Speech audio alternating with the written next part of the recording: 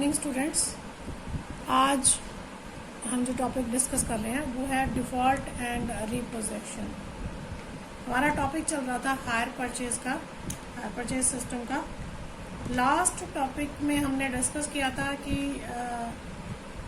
रीपोजेशन क्या होता है, कंप्लीट रीपोजेशन, पार्शियल रीपोजेशन हमने डिस्कस किया था। आज हम थोड़ा डिटेल में उसको डिस्कस करेंगे, ठीक है। तो हमारा हेडिंग हमने लिख लिया डिफ़ॉल्ट एंड रीपोजेशन। इसका मतलब क्या हुआ? इसका मतलब ये है कि अगर कभी जो हायर परचेजर है वो पेमेंट करने में डिफ़ॉल्ट करता है, डिफ़ॉल्ट इन पेमेंट करता है, तो उस केस में जो हायर वेंडर होता है उसे राइट रहता है अपने गुड्स वापस लेने का, ठीक है। ये जो हायर परचेज एक्ट है ये उसमें प्रोविजंस है ऑलरेडी कि अगर हायर परचेजर जो है वो पेमेंट में डिफ़ॉल्ट करता है any time, at any time, ठीक है, तो उस केस में जो वेंडर होता है उसे राइट होता है कि वो अपनी गुड्स को वापस ले सकता है विदाउट एनी कंपनसेशन, ठीक है। क्या मतलब हुआ? कहता है if hire purchaser fails to pay any installment, fails to pay any installment, ठीक है, तो क्या होएगा? Hire vendor has right, hire vendor के पास राइट है, hire vendor has the right to take back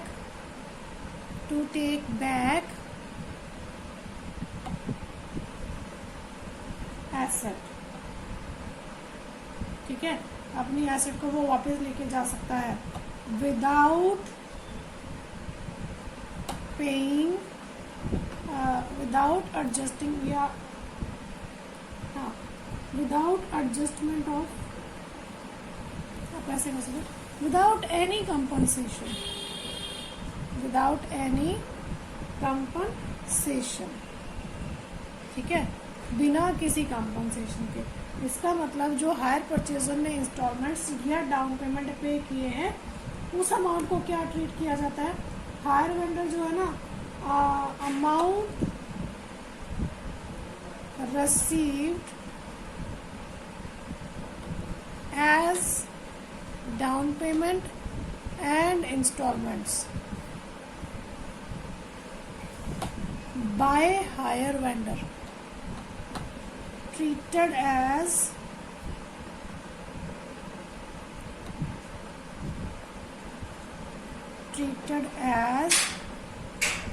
higher charge of the asset।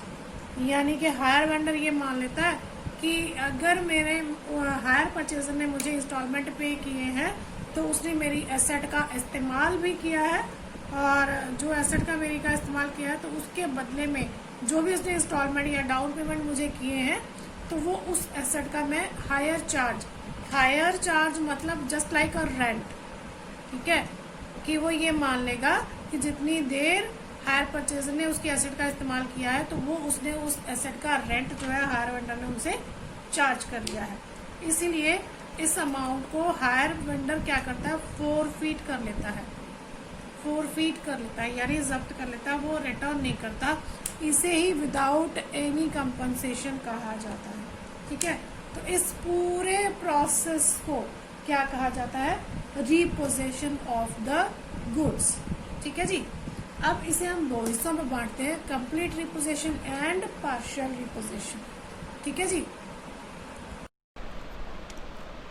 तो सबसे पहले हम बात करते हैं कंप्लीट रिपोजेशन की। कंप्लीट देखो नाम से ही क्लियर है,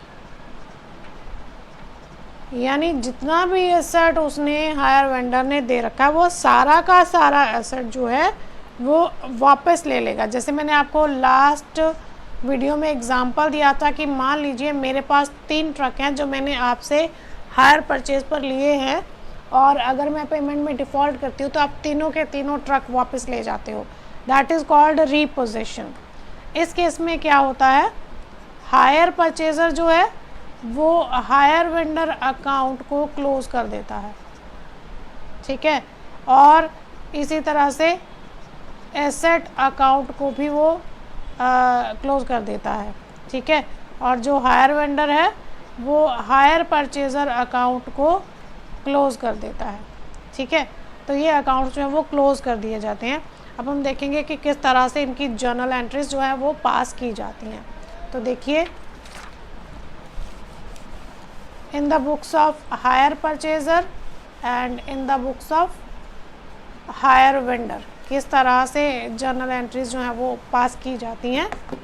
तो सबसे पहले हम बात करेंगे in case of hire purchaser. Hire purchaser क्या करेगा, सबसे पहले तो वो सारी एंट्रीज उसने कर रखी हैं जब तक उसने पेमेंट का डिफ़ॉल्ट नहीं किया, उसके पहले की सारी ट्रांजैक्शन उसने रिकॉर्ड कर रखी हैं, ठीक है, लेकिन उसने बस वो लास्ट वाली एंट्री नहीं की है, लास्ट जहाँ पे उसने डिफ़ॉल्ट किया है। हाँ, लेकिन मान लीजिए 3 इंस्टॉलमेंट्स थी, 1 2 3, हर इंस्टॉलमेंट जो वो 31 दिसंबर को जाती है। तो सपोज़ हमने 2016 में डील किया था, तो पहली 31 दिसंबर 2016, दूसरी 2017 और तीसरी 2018 में पेमेंट जाना था, ठीक है। अब 2017 तक की 2 इंस्टॉलमेंट्स तो पे कर दी, पेड, ठीक है, ये अभी जो है वो पेएबल है, लास्ट जो इंस्टॉलमेंट आपकी पेएबल है, बट वो क्या करता है, डिफ़ॉल्ट करता है, वो पे नहीं करता है। तो उस केस में क्या होगा, अब ये डिफ़ॉल्ट कब होएगा, 31 दिसंबर को जाकर होएगा। इसका मतलब 31 दिसंबर जो है वो तीसरे साल का लास्ट है, तो तब तक एसेट का डेप्रीसिएशन जो है वो चार्ज किया जाएगा, ठीक है, यानी डेप्रीसिएशन जो है एज इट इज़ चार्ज किया जाएगा एसेट अकाउंट में। तो एंट्री क्या हो जाएगी डेप्रीसिएशन की, डेप्रीसिएशन टू एसेट। तो ये एंट्री तो करनी ही करनी है। इसी तरह से उसने जो इंटरेस्ट ड्यू किया है, जो उसका इंटरेस्ट बनता है वो भी ड्यू करेगा, तो वो एंट्री करेगा interest account debit to hire vendor, ठीक है। उसके बाद अब उसने पेमेंट नहीं किया, अब क्या किया, अब उसने पेमेंट नहीं किया, डिफ़ॉल्ट हो गया पेमेंट का, when asset is taken back, ठीक है। तो यहाँ पे हम लिख लेते हैं adding, when asset is taken back, taken back कौन लेगा, हायर वेंडर, ठीक है जी। तो उस टाइम पे वो एंट्री क्या करेगा, क्योंकि अब हायर वेंडर ने ले लिया, वो रिसीवर हो गया, hire vendor account debit to asset, हमारे पास से एसेट जो है वो चली गई, ठीक है जी, with actual payable, actual payable, payable amount जो एक्चुअली अभी उसने पे करनी है उस अमाउंट के साथ, ठीक है। और उसके बाद वो क्लोज करेगा एसेट अकाउंट को, एसेट अकाउंट में जो उसका जो भी प्रॉफिट या लॉस आएगा वो सारा का सारा ट्रांसफ़र कर देगा वो P&L अकाउंट में, ठीक है। तो उसके लिए उसकी एंट्री हो जाएगी, प्रॉफिट या लॉस जो भी होगा P&L account debit to asset account, ठीक है जी। अगर लॉस हुआ है तो डेबिट करेगा, लेकिन अगर उसे प्रॉफिट हो रहा है तो क्रेडिट करेगा, बट प्रॉफिट के चांसेस नहीं होते हैं, लॉस के ही चांसेस होते हैं, ठीक है। क्योंकि ज़्यादातर जो होता है हमारा हायर वेंडर जो है वो गुड्स रीपोजेस करता है at less than book value, मतलब जितनी बुक वैल्यू, मान लो प्रेजेंटली एसेट की जो वैल्यू है वो बुक्स में 10,000 की शो हो रही है, बट हायर वेंडर कहता है मैं तो 8,000 की लेके जाऊंगा, तो जो हायर परचेजर है उसे 2,000 का लॉस हो रहा है, ठीक है। तो ज़्यादातर केसेस में लॉस ही होता है, बट अगर प्रॉफिट होगा तो यही एंट्री जो है वो आपकी रिवर्स हो जाएगी asset to P&L account, but profit के चांसेस नहीं होते हैं। ये तो था हमारा in case of complete repossession in the books of hire purchaser. Hire purchaser last year में कौन सी एंट्रीज करेगा, डेप्रिसिएशन ड्यू चार्ज करने की, इंटरेस्ट ड्यू करने की। उसके बाद वो क्या करेगा, जो हायर वेंडर के अकाउंट का बैलेंस होएगा, जितना भी बैलेंस होएगा वो सारा का सारा एसेट अकाउंट में ट्रांसफ़र कर देगा, यानी hire vendor to asset account, ठीक है। और उसके बाद एसेट अकाउंट को भी क्लोज करेगा P&L के साथ। लॉस हो रहा है, ज़्यादातर लॉस होएगा तो P&L account debit to asset account, but अगर प्रॉफिट होएगा हायर परचेजर को तो एसेट टू P&L अकाउंट हो जाएगा। बट इस एंट्री के चांसेस ज़्यादा रहेंगे दूसरी एंट्री के कंपैरिजन में। ये तो थी in case of hire purchaser. But in case of hire vendor, तो हायर वेंडर एंट्री क्या करेगा। अब देखिए हायर वेंडर भी तीसरे साल में उसने तो डिप्रिसिएशन का कोई भी एंट्री नहीं करना होता, कोई ट्रांजैक्शन नहीं करना होता, ठीक है, लेकिन वो इंटरेस्ट तो अपना ड्यू करेगा ही करेगा ना, तो इंटरेस्ट की एंट्री वो करेगा ही करेगा। तो इंटरेस्ट की एंट्री उसकी क्या हो जाती है, हायर परचेजर टू इंटरेस्ट। तो ये तो इंटरेस्ट के अमाउंट के साथ उसने करनी है, इसमें हमारा कोई भी वो दो राय नहीं है। उसके बाद जब वो गुड्स रीपोजेस करेगा, गुड्स रीपोजेस्ड, ठीक है, तो इस केस में अब वो एंट्री करे क्या करेगा, अब उसके पास गुड्स वापस आ रही है ना, लेकिन आप ध्यान दीजिए जब उसने पहले साल एंट्री की थी उसने सेल के साथ की थी, उसने किया था हायर परचेजर टू सेल, तो अब वो तो सेल कर चुका है, वो तो वापस अब सेल तो रिटर्न नहीं हो सकती क्योंकि गुड्स जा चुकी हैं। तो अब क्योंकि उसके पास गुड्स रिटर्न आ रही हैं तो वो सेल को डेबिट नहीं करेगा क्योंकि सेल रिटर्न नहीं आई है हमारी, ठीक है। ये गुड्स रीपोजेस की गई हैं तो इन गुड्स को रीपोजेस्ड अकाउंट में ही ट्रांसफ़र किया जाएगा। तो हमारी एंट्री हो जाएगी goods repossessed account debit to hire purchaser account with actual with market value of asset, ठीक है। तो जिस टाइम पे वो एसेट को रीपोजेस कर रहा है उस टाइम पे मार्केट में उस एसेट की वैल्यू क्या है, उस वैल्यू पर वो उसे रीपोजेस करेगा, ठीक है जी। और उसके बाद वो क्या करेगा, अब हम एसेट वापस ले आए उनसे, जैसे मैंने आपको कहा था कि मेरे पास 3 ट्रक थे, आप मेरे से वापस ले गए, तब क्या आप वहाँ पे रखे रखोगे अपने पास, क्या करोगे उनका, आपके किसी काम के नहीं, क्योंकि आपके लिए तो वो गुड्स हैं। और दूसरा आपने सेल उसको कंसिडर कर लिया तो आप अपनी इनकम को बढ़ा नहीं सकते, तो आप क्या करोगे, आपने गुड्स जो वापस लिए हैं आप क्या करोगे, उनकी रिपेयरिंग करवा लोगे, थोड़ी बहुत उनकी पॉलिशिंग वगैरह, जो भी उसके पार्ट्स ख़राब हो चुके हैं वो पार्ट्स चेंज करा लोगे, उनके ऊपर थोड़ा बहुत खर्चा करोगे, ठीक है। खर्चा करने के लिए के बाद उनको रिकंडीशन करके आप उन्हें क्या करोगे, सेल कर दोगे, ठीक है।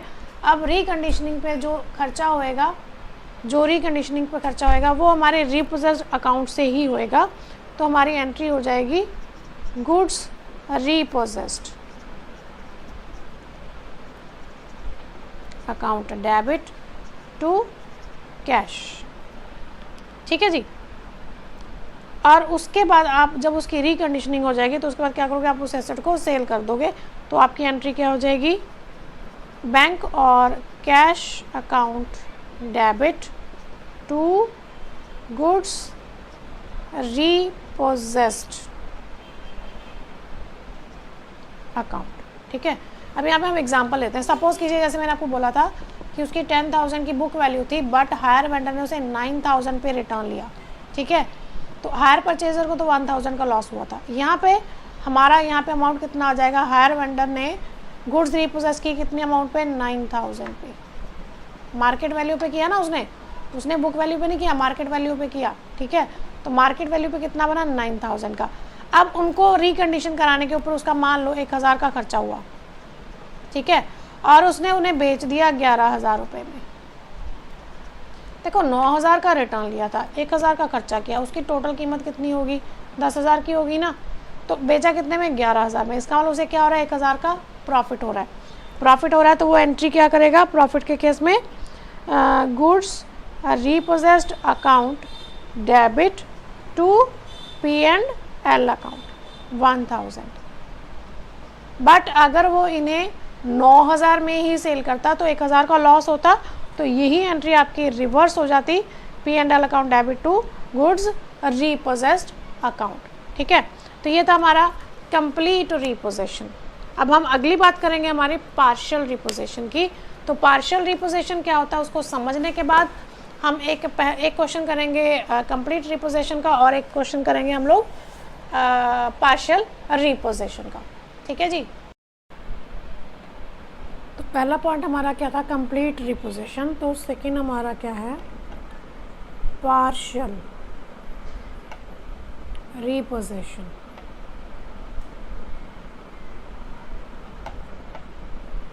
पार्शियल रिपोजिशन मतलब जो हायर वेंडर है only a part of asset take back. ठीक है। और इस केस में वो क्या मान लेगा कि जो अमाउंट है वो एडजस्ट किया जाएगा, जो रिमेनिंग एसेट हमने छोड़ा है उसके अगेंस्ट उसका इंस्टॉलमेंट या डाउन पेमेंट जो होता है, डाउन पेमेंट एंड इंस्टॉलमेंट जो भी उसने पे किया है वो उसके अगेंस्ट वो है एडजस्ट कर लेंगे। ठीक है जी। इस केस में ना तो एसेट अकाउंट क्लोज होता है और ना ही हायर परचेज़र का अकाउंट क्लोज होता है, ना ही हायर वेंडर का। तीनों में से कोई भी अकाउंट, यानी कोई भी अकाउंट क्लोज नहीं किया जाता, नॉट क्लोज्ड। वाई? क्योंकि हमने सारी एसेट्स रिपोजेशन नहीं की, हमने सारी एसेट कंप्लीट रिपोजेशन नहीं किया, हमने एसेट का एक पार्ट, मतलब जैसे हमने एग्जांपल लिया था 3 ट्रक का, तो उसमें से 2 ट्रक हमने वापस ले लिए, लेकिन एक ट्रक हायर परचेज़र के पास छोड़ दिया एडजस्टमेंट के तौर पे। ठीक है। तो उसको, इस प्रोसेस को हम क्या कहते हैं, पार्शियल रिपोजेशन कहते हैं। और पार्शियल रिपोजेशन में कोई भी अकाउंट क्लोज नहीं होता, क्योंकि जो हमारे पास बैलेंस एसेट है, रिमेनिंग जो एसेट का पार्ट है, उसका हमें फर्दर ट्रीटमेंट देना है आने वाले सालों में। ठीक है। तो उस केस में हम जर्नल एंट्रीज बिल्कुल सेम टू सेम ही होती है हमारी, कोई ज़्यादा फ़र्क नहीं होता है। सिर्फ फ़र्क इतना ही पड़ता है कि जो आप अकाउंट है, जैसे एसेट अकाउंट है, उसमें हमने क्या किया था, हायर वेंडर के अकाउंट में जितना भी बैलेंस था वो सारा एसेट अकाउंट में ट्रांसफ़र कर दिया था। लेकिन यहाँ पे हम ऐसा नहीं करेंगे, हम सिर्फ जो एसेट रिटर्न की हैं, गुड्स रीपोजेस की गई हैं, सिर्फ उनकी वैल्यू कैलकुलेट करेंगे, उनके ऊपर प्रॉफिट या लॉस हायर परचेज़र को, हायर वेंडर को क्या हुआ है वो कैलकुलेट किया जाएगा और उसे अकाउंट्स में एडजस्ट किया जाएगा। ठीक है जी। तो चलिए अब प्रैक्टिकल करके देखते हैं कि किस तरह से इनको सॉल्व किया जाता है। तो हम पहले जो एक प्रैक्टिकल करेंगे कंप्लीट रिपोजिशन का, उसके बाद हम करेंगे पार्शियल रिपोजिशन का। हाँ जी। तो देखिए हमारा क्वेश्चन है कंप्लीट रिपोजिशन।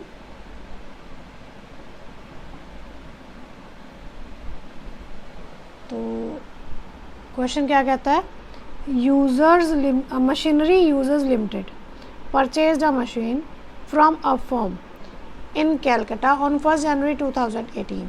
इसका मतलब मशीन यूज़र लिमिटेड जो हो गया हायर परचेज़र हो गया हमारा। ठीक है जी। इन्होंने 1 जनवरी को परचेज़ की machinery on hire purchase system. The cash price of the machine was 22,350। चलिए हम लिख लेते हैं, नोट कर लेते हैं साथ साथ। कैश प्राइस हमारा कितना है, 22,350।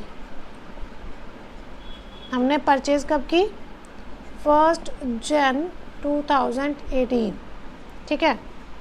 Terms of payment were 6,000 half yearly over 2 years, यानी कि 6,000 की हमारी इंस्टॉलमेंट्स है, 4 सालों में हमने कंप्लीट करना।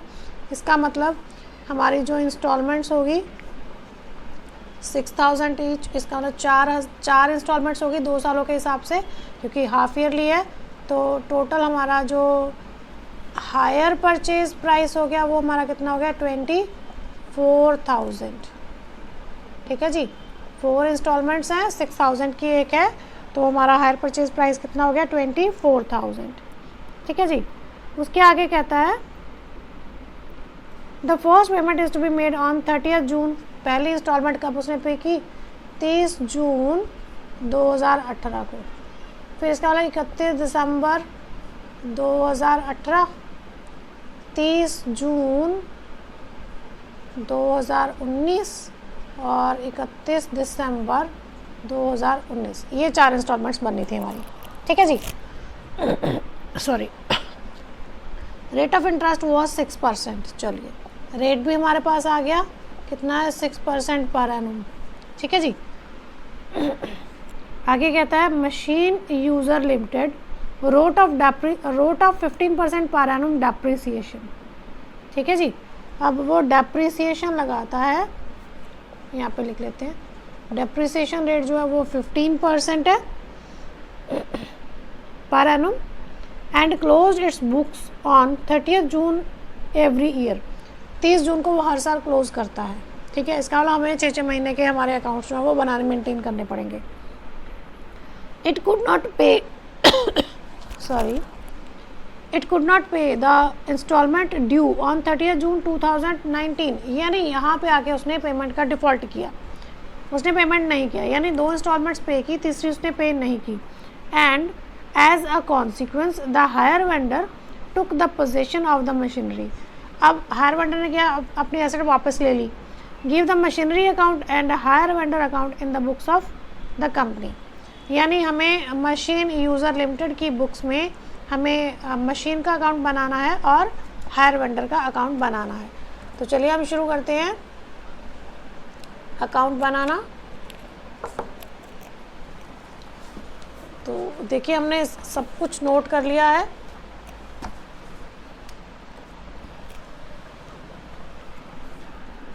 ये हम बना रहे हैं इन the books of machine user limited, यानी हायर परचेज़र की बुक्स में, ठीक है। तो सबसे पहले हम बनाते हैं मशीन अकाउंट।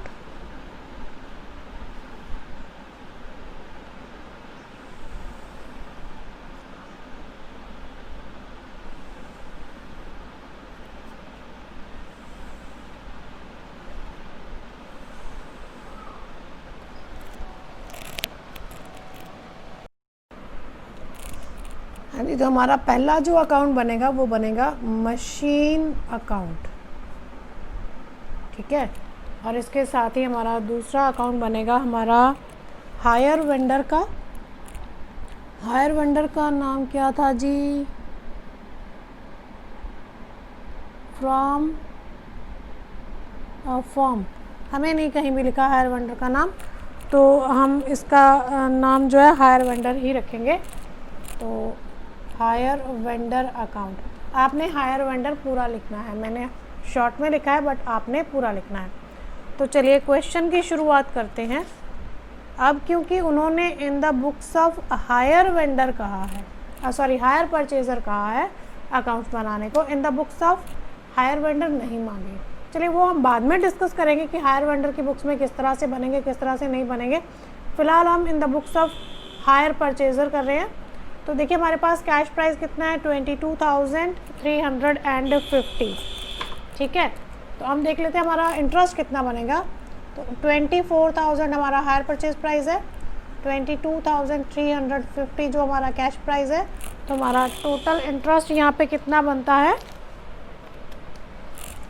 तो 24,000 माइनस 22,350, तो 1650 हमारा टोटल इंटरेस्ट का अमाउंट बनता है, ठीक है।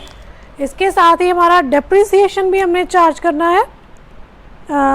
हमारा डेप्रिसिएशन जो है वो 15% बताया गया है, लेकिन हमें क्वेश्चन में ये मेंशन नहीं किया कि ये जो हमारा डेप्रिसिएशन है वो डिमिनिशिंग बैलेंस मेथड से है या स्ट्रेट लाइन मेथड से है।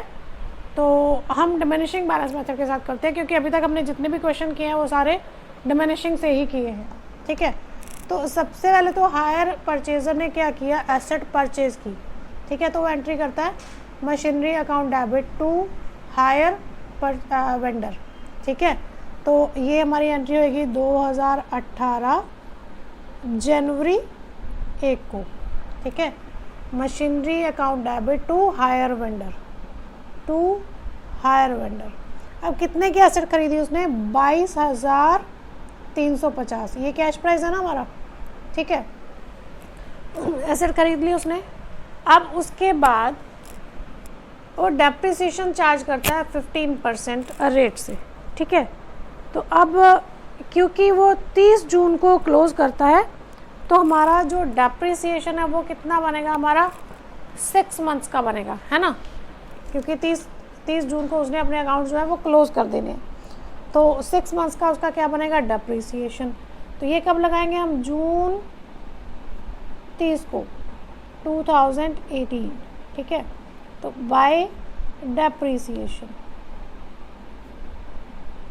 अब देखिए हमारा डेप्रिसिएशन कितना बनेगा, 22,350 मल्टीप्लाई 15%, ये आपका बना 3352.5, ठीक है।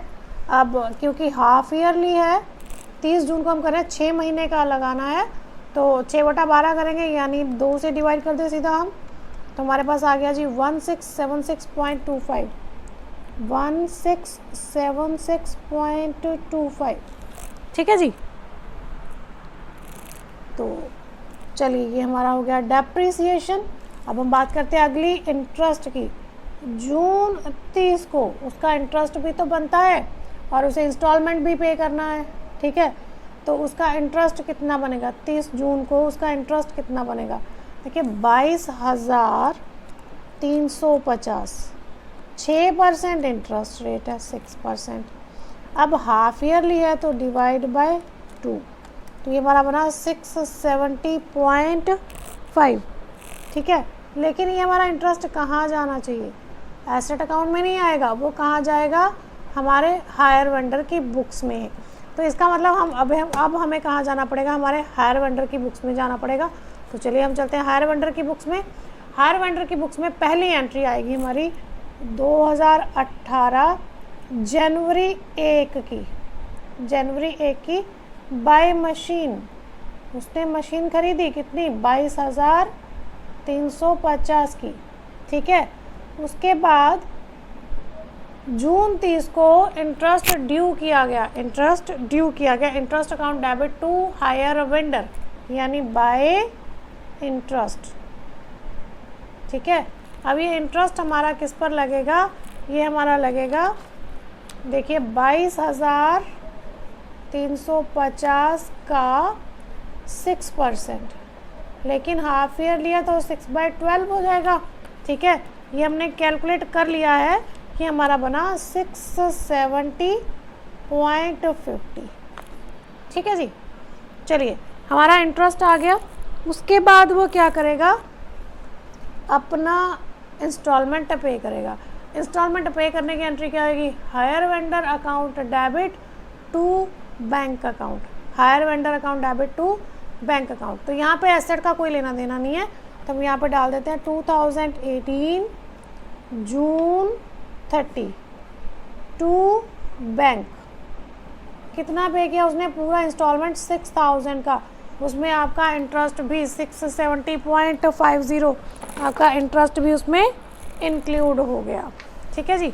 तो चलिए अब दोनों अकाउंट के पहला साल हमारा कंप्लीट हो गया, तो हम दोनों अकाउंट को बैलेंस कर देते हैं।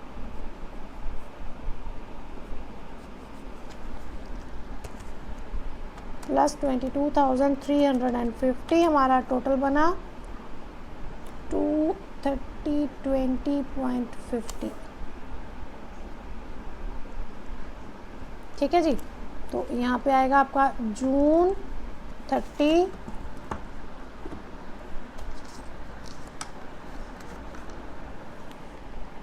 टू बैलेंस कैरी डाउन, ठीक है। इसमें से हम क्या करेंगे, 6,000 को माइनस कर देंगे, हमारे पास कितना आया 17,020.50। चलिए ये हमारा आगे पहुंच गया 2018 जुलाई 1 को बाय बैलेंस ब्रॉट डाउन। चलिए पहले हम हमारे एसेट अकाउंट को भी पहले साल में पहले 6 महीनों में क्लोज कर लेते हैं। तो देखिए हम इसको क्लोज कैसे करेंगे, हमारा बैलेंस निकाला जाएगा यहाँ पर। तो हमारे पास है जी 22,350 हमारा जो है वो टोटल था। डेप्रीसिएशन हमने 6 महीने का चार्ज किया, तो 22,350 by balance carried down 22350 minus 1676.25 तुम्हारे पास आया जी 20673.75। तो ये हमारा ट्रांसफ़र हो गया यहाँ पे 2018 जुलाई 1 टू बैलेंस ब्रॉड डाउन 20673.75। ठीक है जी। चलिए अब इस पर भी हमारा डेप्रिसिएशन अब अगले साल में आ गया, हमने दोनों अकाउंट को क्लोज कर लिया तो हमारा डेप्रिसिएशन तो बनेगा ही बनेगा, क्योंकि अभी हम 2018 में घूम रहे हैं, 2019 पर अभी हम नहीं गए हैं, तो अभी हम 18 की ही बात कर रहे हैं। तो 2018 में अब जुलाई के बाद क्या आएगा, दिसंबर आएगा, दिसंबर 31, क्योंकि हर 6 महीने में वो चार्ज कर रहा है, तो बाय डेप्रिसिएशन। ठीक है, तो अब इसके ऊपर हम हमारे पास जो बैलेंस है उसके ऊपर हम डेप्रिसिएशन लगा देते हैं, मल्टीप्लाई 15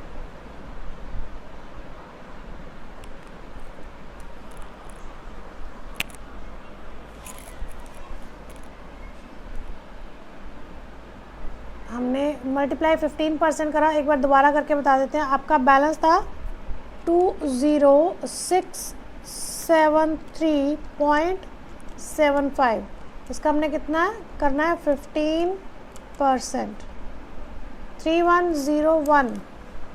ठीक है, ये हमारा क्या आया, डेप्रिसिएशन आया।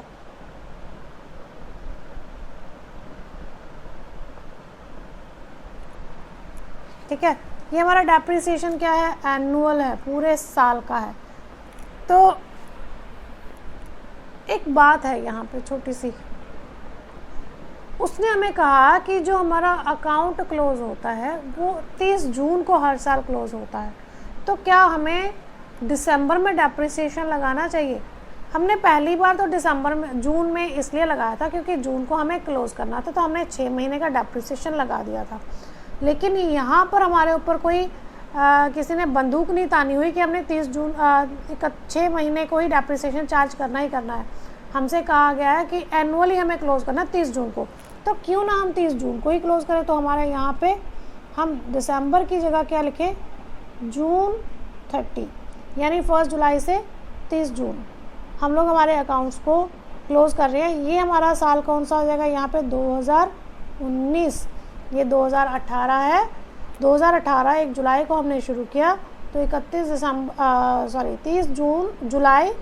30 जून 2019 को हम अपना अकाउंट क्लोज़ करेंगे और हमारा बैलेंस कितना रहेगा, 3101.06। ठीक है, हम इसे 3101 राउंड फिगर भी रख सकते हैं, ऐसी कोई दिक्कत वाली बात नहीं है। ठीक है जी, तो चलिए हमने डेप्रिसिएशन जो है हमारा वो चार्ज कर दिया। अब उसके बाद हम क्या करेंगे, हम चलेंगे अब हमारे हायर वेंडर की तरफ। ठीक है जी, तो अब हमारा हायर वेंडर क्या कहता है, यहाँ पर हमारा थोड़ा सा दिक्कत है। हम इसको अगर 6 महीने का, क्योंकि हमने इंस्टॉलमेंट जो पे करनी है वो विद इन एवरी 6 मंथ हमें इंस्टॉलमेंट पे करना है, तो हमें इस अकाउंट को तो 6 महीने के हिसाब से ही बनाना पड़ेगा।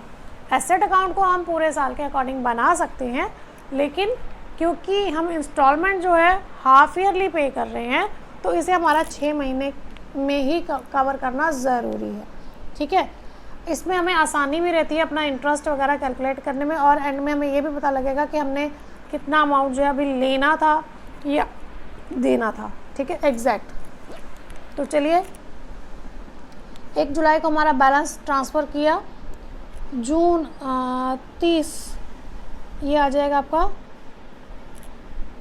सॉरी दिसंबर, यहाँ पे आपका दिसंबर आएगा 6 महीने, दिसंबर 30 बाय इंटरेस्ट। ठीक है, अब ये जो इंटरेस्ट लगेगा, देखो जी हम 670.5 हम पहले से ही पे कर चुके हैं। ठीक है, अगर हम अपने मेथड के अकॉर्डिंग चलें तो देखिए 22,000 हमारी इंस्टॉलमेंट कितने की थी, 6,000 की थी। इसमें हमारा इंटरेस्ट कितना था, 0.50। इसका मतलब इसमें हमारा जो कैश प्राइस था वो हमारा कितना था, 6000 माइनस 670.5, तो हमारा कैश प्राइस था 5329.5। इसका मतलब अब हमारा आउटस्टैंडिंग कैश प्राइस कितना रह गया, 22,350 में से ये माइनस कर दें, माइनस 5329.50, ठीक है। तो माइनस करेंगे 22350, हमारे पास कितना आया 170.20.5। तो यही हमारे पास बैलेंस आया था ना, ठीक है।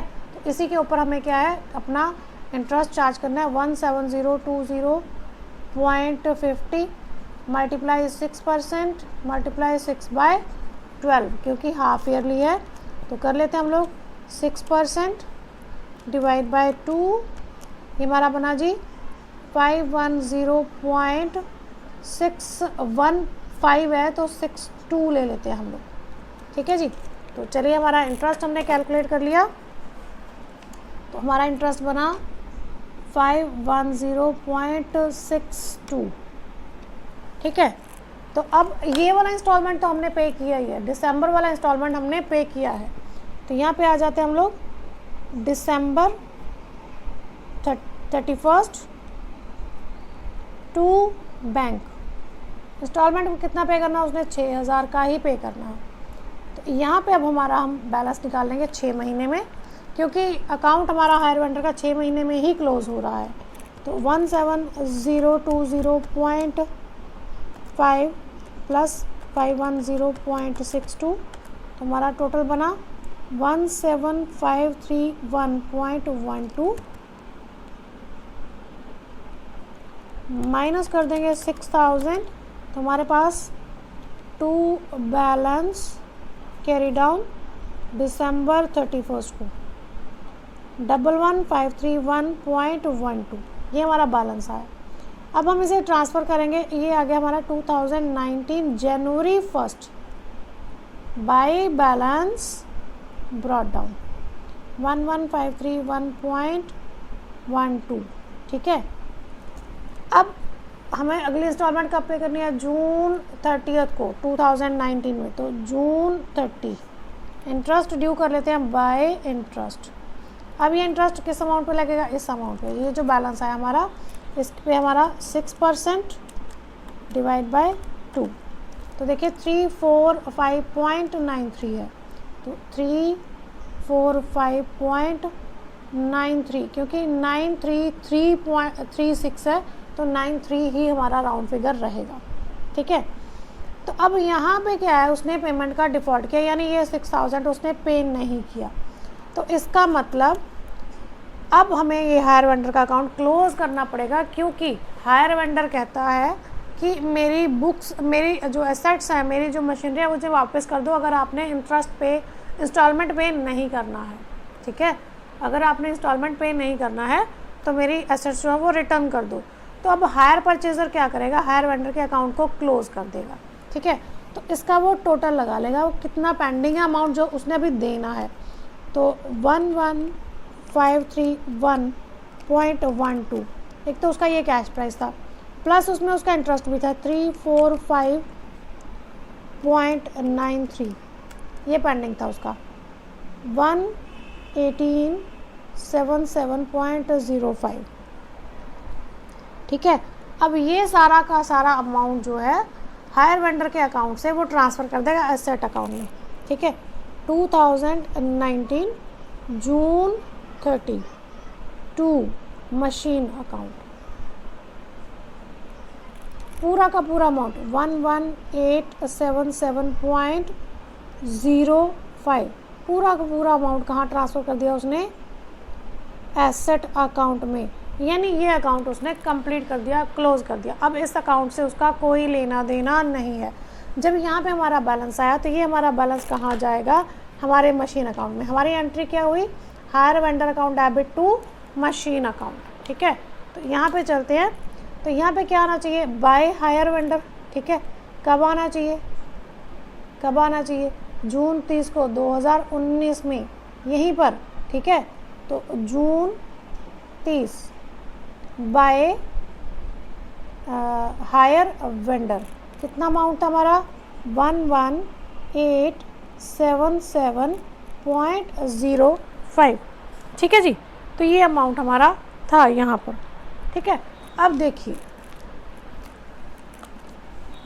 देखिए हमारे मशीन अकाउंट में बैलेंस कितना था 20673.75, ठीक है। ये हमारा बुक वैल्यू था एसेट का 1 जुलाई 2018 में, ठीक है। और 2019 को हमने उसके ऊपर डेप्रिसिएशन चार्ज किया पूरे साल का, तो उसमें से हमने डेप्रिसिएशन माइनस किया, -3101.06, ठीक है। तो हमारे पास इसकी बुक वैल्यू जून 30 को हमारी एसेट की बुक वैल्यू कितनी बची 17572.69, ठीक है। वैल्यू बुक वैल्यू इतनी थी, लेकिन हायर वेंडर ने रिटर्न ली इतनी वैल्यू पर। तो इसका मतलब देखो कितनी वैल्यू थी 17,572 रुपये थे, 17,572 और 73 रुपीज़ थे। लेकिन उसने रिटर्न कितने में ली, क्योंकि हायर वेंडर के अकाउंट में बैलेंस कितना था 11,877 रुपीज़ का। इसका मतलब कम पे ली ना उसने, बुक वैल्यू से कम। मैंने आपको क्या बताया था कि हमेशा हायर वेंडर जो बुक वैल्यू होती है उससे लेस प्राइस पर, यानी मार्केट वैल्यू पर टेक ओवर करता है एसेट को, ठीक है, टेक बैक लेता है वो मार्केट वैल्यू पर। तो ये उसका मार्केट वैल्यू था। इसका मतलब यहाँ पर हायर परचेजर को एसेट अकाउंट में क्या हो रहा है, लॉस हो रहा है। तो by profit and loss account, तो यहाँ पे हम इसका बैलेंस निकाल देंगे -11877.05, तो उसे लॉस कितना हुआ जी 5695.64 का, ठीक है जी। इस तरह से हमारा जो हायर वेंडर का, हायर परचेज़र की बुक्स में हायर वेंडर का अकाउंट और उसकी एसेट का अकाउंट क्लोज होता है, ठीक है। अब एक बार हम इसको दोबारा से ध्यान से सुन लेते हैं। हमारा जो अकाउंट्स हैं, हायर परचेज़र के जो अकाउंट्स हैं वो क्लोज होते हैं हर साल 30 जून को, हर साल 30 जून को। तो जो हम एसेट अकाउंट बनाएंगे वो तो हम 30 जून को ही क्लोज करेंगे। कब क्लोज करेंगे 30 जून को। लेकिन इंस्टॉलमेंट्स जो हैं वो हाफ ईयरली हैं, इंस्टॉलमेंट्स जो हैं वो हाफ ईयरली हैं। तो इंस्टॉलमेंट के अकाउंट को हाफ ईयरली ही क्लोज किया जाएगा, ठीक है जी। उसके हिसाब से ही हम मैनेज करेंगे। जैसे हमने सबसे पहले हमारी एंट्री हुई 2018 जनवरी 1 को हमने मशीन परचेज़ की थी हायर वेंडर से। तो हायर वेंडर को डेबिट हमने क्रेडिट किया, मशीन को हमने डेबिट किया 22,350 से।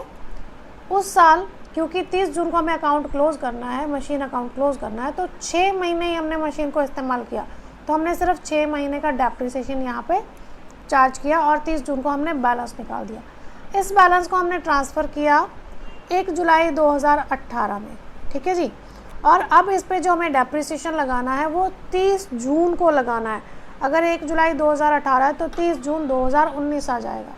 लेकिन 30 जून 2019 में क्या है, उसने इंस्टॉलमेंट पे नहीं किया, बट डेप्रिसिएशन तो लगाएंगे ना, हमने एसेट तो पूरा इस्तेमाल किया है, तो हमने डेप्रिसिएशन यहाँ पे पूरे साल का चार्ज कर दिया।